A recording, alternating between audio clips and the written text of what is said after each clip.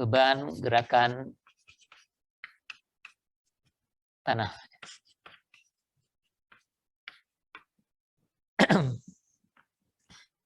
Selama ini di struktur kita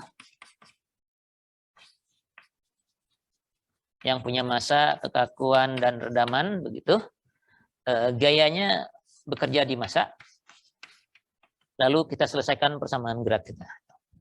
Nah, kalau gempa, itu nggak ada gaya yang bekerja di massa ini. Yang terjadi adalah tanahnya bergerak, ya. Tanah bergerak kiri kanan, gitu ya. Kalau ini saya modelkan secara model mekanik yang dulu di awal sudah kita bahas, ada kekakuan K dan redaman C yang tersambung ke massa M, begitu. Bisa dikasih rodanya biar kelihatan jalannya ke kiri kanan, demikian. Nah, gerakan tanah ini dengan percepatannya, biasanya yang tercatat percepatan tanahnya, ya, rekamannya disebut akselerogram, ya. Akselerogram dari gempa itu bisa begitu, ya. Begitulah, gitu ya. Jadi ini T, ini percepatan tanah, G ground, ya, gitu. Yang bergerak tuh ini, atau kalau di sini yang bergerak itu ya sistemnya, seluruh sistem ini, ya. Nah, sebelumnya kalau kita nyatakan perpindahan U, itu adalah perpindahan massa terhadap posisi diamnya, ya, posisi awalnya, gitu. Atau relatif terhadap kaki, atau apa nih, tumpuannya, relatif terhadap tumpuan. Jadi kalau dia maju sedikit dari tumpuan, ya itulah U-nya, begitu. Nah, sekarang kalau tanahnya ikut bergerak, kalau semua ikut bergerak, sebenarnya U-nya belum ada, gitu, ya. Jadi kalau cuma pindah aja ke kanan begitu bersama-sama, U-nya masih 0, karena U-nya dihitung relatif terhadap dasar kolom ini, ya. Ini juga begitu, kalau semua bergerak bersama-sama, belum ada gaya nih di massanya. Tapi karena sambil bergerak bersama-sama ini massanya juga bergerak, maka baru ada gaya yang muncul, ya. Jadi kalau demikian kejadiannya, kalau ini ada percepatan tanah bergerak kiri kanan, maka di massa ini akan ada gaya yang menahan ke belakang kalau ada perpindahan U-nya, ya. U ini perpindahan relatif terhadap sistem ini, ya. Jadi kalau sistemnya bergerak, dia tetap relatif terhadap sistemnya, bukan terhadap fix koordinat yang di luar ini, ya. Jadi gaya yang menahannya tetap K kali U. Kalau ada U-nya baru ada gayanya. Kalau nggak ada U, yang nggak ada, ya. Redamannya juga sama. Kalau ada kecepatan relatif terhadap ini, U dot, baru ada tahanannya. Sedangkan massanya merasakan gaya inersia dari percepatan keduanya, ya. Jadi kalau semua bergerak bersama-sama, misalnya bareng-bareng nih, jadi sehingga K-nya tidak tertarik atau tertekan, dashpot ini juga tidak pergi ke kanan atau ke kiri, gaya yang ini bisa saja nggak ada, tapi M ini tetap merasakan percepatan tanah, ya. Karena massa itu nggak perlu referensi yang ini, ya. Kalau semua ada percepatannya, massanya merasakan percepatan itu, ya. Sehingga massa ini akan merasakan percepatan total ini maksudnya. Jadi U2 dot, percepatan ini sendiri. Ini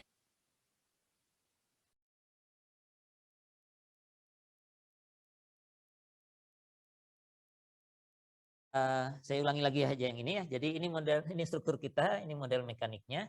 Kalau yang terjadi adalah gerakan tanah, gaya dari pegas dan gaya dari dashpot itu sebanding dengan perpindahan relatif untuk gaya pegasnya, gaya kekakuan, dan sebanding dengan kecepatan relatif untuk gaya redaman ini, ya. Jadi relatif terhadap ini nih, tumpuannya ini, ya. Nah, kalau tumpuannya bergerak bersama-sama dengan semua sistem ini, Selama tidak ada perpindahan relatif atau kecepatan relatif, ini nggak ada gayanya. Nah, tapi massa itu merasakan semua ya. Yang relatif dia rasakan, yang absolut dari sini juga dia rasakan ya, dari percepatan tanahnya ya. Sehingga gaya D'Alembert-nya, gaya inersianya itu adalah percepatan relatif dari massanya ditambah dengan percepatan tanahnya sendiri ya. Bedanya hanya itu di free body diagramnya. Sehingga kalau ini kita susun persamaan geraknya semua searah ke sini. Jadi M U2 dot tambah U2 dot G begini. Ditambah dengan DU dot tambah KU sama dengan 0. Karena tidak ada gaya lain yang bekerja, yang ada hanya gerakan tanah. Lalu percepatan tanah ini biasanya ada nilainya ya, diketahui ya, karena ini seperti beban juga. Bisa kita pindahkan ke ruas kanan. Jadi bentuknya akan seperti ini. Ini yang ada U dot dan U2 dot standar. Kemudian sisanya kita pindahkan ke kanan. M U2 dot G ke kanan jadi minus ya. M U G.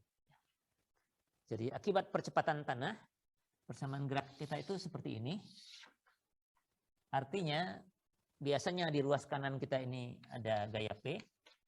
Sekarang adanya ini, ya ini seperti struktur dengan percepatan tanah ini seolah-olah dikenai oleh gaya sebesar ini. Minus M U2 dot dikali minus massa dikalikan percepatan tanahnya. Seolah-olah ini. Jadi percepatan di bawah itu sama dengan struktur yang sama, tapi kena gaya sebesar minus M dikalikan percepatan tanah tersebut. Negatif artinya apa?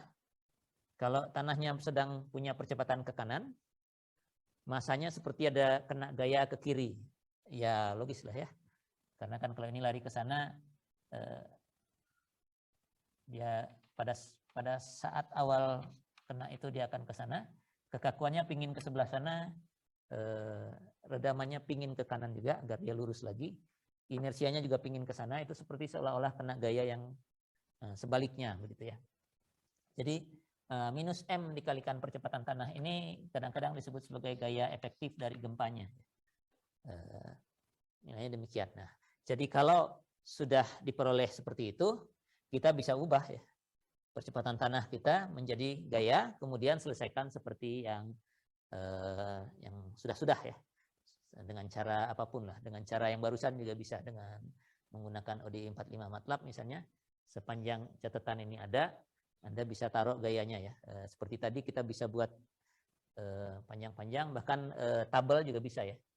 Pakai interpolasi ya, interp kalau nggak salah di MATLAB. Jadi kalau ada listnya, ini tuh misalnya ada tabel T dengan U G, kemudian Anda kasih nilainya. Ada fungsi yang bisa, kalau di MATLAB ada fungsi yang bisa menginterpolasi kalau nilainya di antara 0, 0,1, 0,2 diberikan, nanti yang di tengah-tengahnya diinterpolasi saja gitu ya. Jadi tetap bisa dilakukan ya. Meskipun sebenarnya kalau ini panjang dan ini datanya kecil, nanti waktunya saja yang lama ya. Oke. Jadi nanti ini akan saya berikan juga ya. Mungkin gempanya biasanya gempanya tidak serumit ini, tapi didekati dengan sejumlah fungsi sinus begitu ya. Ya nantilah. Yang jelas saya akan berikan juga problem yang bebannya berupa getaran tanah, gerakan tanah, dan pengerjaannya sih seperti dikenai gaya itu sebesar minus massa dikalikan percepatan tanah tersebut. Oke, nah jadi dengan demikian semua kemungkinan beban sudah ya. Gerakan tanah itu kalau Anda lihat buku dinamik, sebenarnya nggak cuma gempa ya. Ada lagi yang lain, tapi biasanya saya nggak bahas terlalu mendalam. Tapi sebagai ilustrasi, ya nggak apa-apa lah, kita masih punya waktu. Misalnya ada mobil atau motor Anda itu misalnya dimodelkan sebagai sistem 1 derajat kebebasan ya. Motor lah ya. Mobil juga nggak apa-apa. Jadi masanya adalah masa mobilnya, kekakuannya itu ya sistem suspensinya mestinya ya, dan shock breakernya itu redamannya. Kalau bisa dianggap sebagai 1 derajat kebebasan, artinya kalau punya beberapa, ada ban punya kekakuan, punya redaman, mungkin Anda tinggal gabungkan secara seri, lalu berjalan gitu di atas jalan yang rata begitu ya. Kemudian di suatu tempat tertentu ada begini, polisi tidur tapi yang lebih ramah lah begitu ya, yang rada nggak terlalu tajam begitu ya. Nah, selama jalannya rata, waktu dia jalan dengan kecepatan misalnya tertentu ke kanan, ini dalam arah vertikal tidak ada getaran gitu ya. Begitu lewat ini, melewati bump ini atau apa nih, gundukan ini, polisi tidur ini, maka mulai ada gerakan relatif dari bawah ya. Jadi K dan C ini akan tertekan ke atas karena ini punya perpindahan dan punya kecepatan juga. Tergantung dari kecepatan V ini ya. Makin kencang mobilnya, makin besar mestinya dirasakan ke sana atau motornya. Nah, ini juga gerakan relatif ini kan ya. Nah, kalau ini yang memberikan gaya dari sini loh.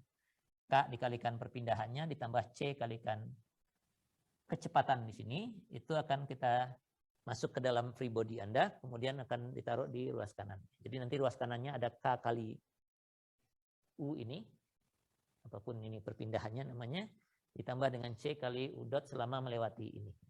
Nah, responsnya itu adalah getaran mobil atau motor Anda setelah melewati ini seterusnya. Jadi ini mirip, hanya beda inputnya saja. Kalau yang ini inputnya percepatan tanah, kalau ini inputnya mestinya ya K dikalikan perpindahan selama ini, lalu ada C dikalikan kecepatan selama melewati ini. Dan itu tergantung dari kecepatan V-nya ya. Karena kan kalau cepat artinya ini berlangsungnya dalam waktu yang sangat singkat ya. Sementara kalau V-nya pelan, yang ini berlangsung dalam waktu yang cukup panjang karena sumbunya sumbu waktu di kita ya. Perpindahannya dalam variabel waktu.